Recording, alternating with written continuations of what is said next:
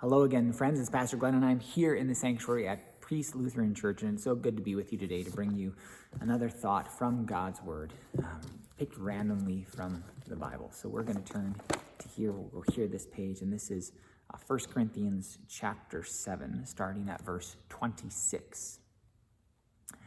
I think that in the view of the present distress, it is good for a person to remain as he is. Are you bound to a wife? Do not seek to be free. Are you free from a wife?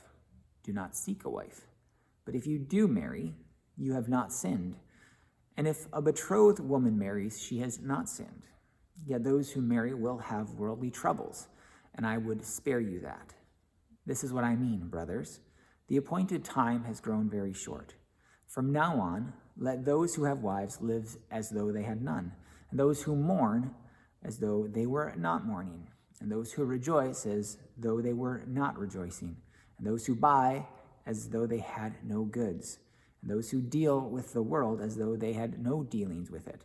For the present form of this world is passing away. I want you to be free from anxieties.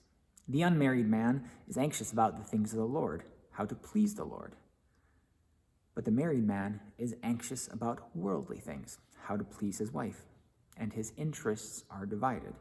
And the unmarried or betrothed woman is anxious about the things of the Lord, how to be holy in body and spirit.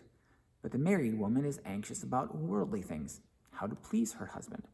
I say this for your own benefit, not to lay any restraint upon you, but to promote good order and to secure your undivided devotion to the Lord.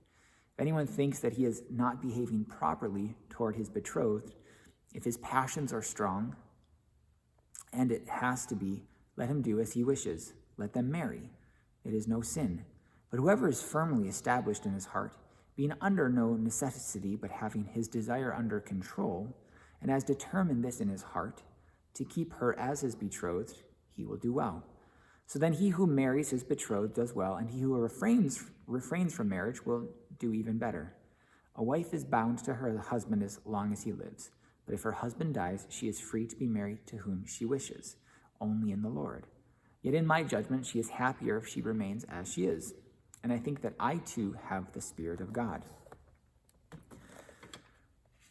So there's a little bit of marriage singleness being talked about here in these verses within the context of talking about a little bit of anxiety as well. So as I was reading these verses, the first thing that stands out to me is today is my wedding anniversary. It's my first wedding anniversary. We have two anniversaries that we celebrate because we did the one just to sign the papers in the eyes of the government to see us as married so we could start the immigration process because I was American, my wife was Canadian. So today is the anniversary of what the paperwork says. And so I was thinking a little bit about that today as we think about, we typically celebrate this wedding anniversary by just having dinner because the bigger anniversary, the one that everybody was at, is the one that is not in December.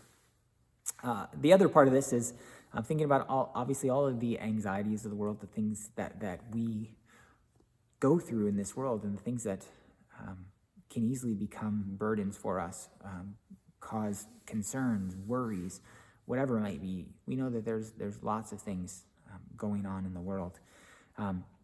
And within the context of thinking about worldly things versus godly things or heavenly things, we are called to live in the world, but not to live of the world. We're called to live differently than the world.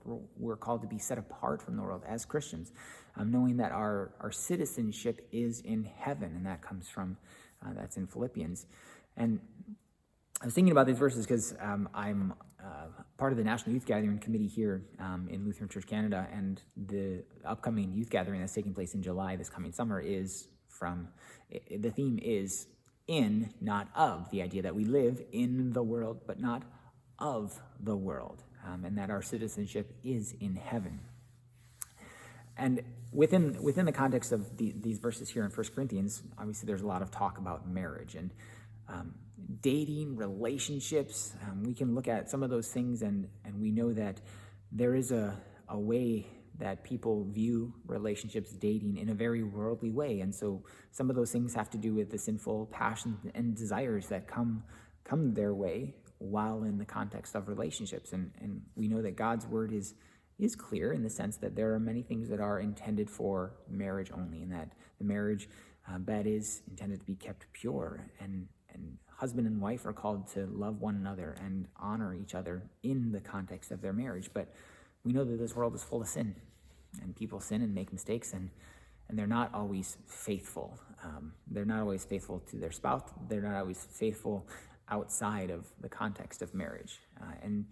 And Paul writes a little bit about it. It's maybe even better to be able to live the single life so that some of those passions and desires and those relationships don't come up.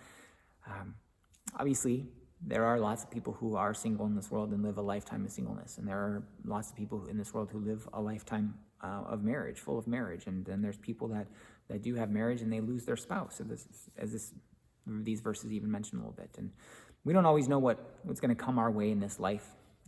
All of the things in regards to relationships, marriage, and then all the other worldly troubles that we all face. We never know what's going to happen in this life. But we do know that we have a God who loves us and cares for us and is always with us in all of our struggles and all of our issues and all of our worries and all of our cares and all of our concerns and all of our anxieties. And he wants us to go to him, to lift up all of those things that we have, to bring them before him, because he wants to hear them and he wants to take care of us, and he wants us to know that he loves us and he is there with us to help us in our moments of weakness and our moments of worry and concern and all of these things. That God is always with us, and we know as we think about we're in the season of Advent, you see those words Emmanuel. Emmanuel means God with us, right? That's Jesus coming down to earth. But God is with us always. He is with us always, no matter what we're going through in this life. And the season of Advent, was thinking about the coming of Jesus. That first Christmas, Emmanuel, God with us, living with us. We know that God is still with us and will never leave us or forsake us in this life. So take care, God bless, and we'll see you later.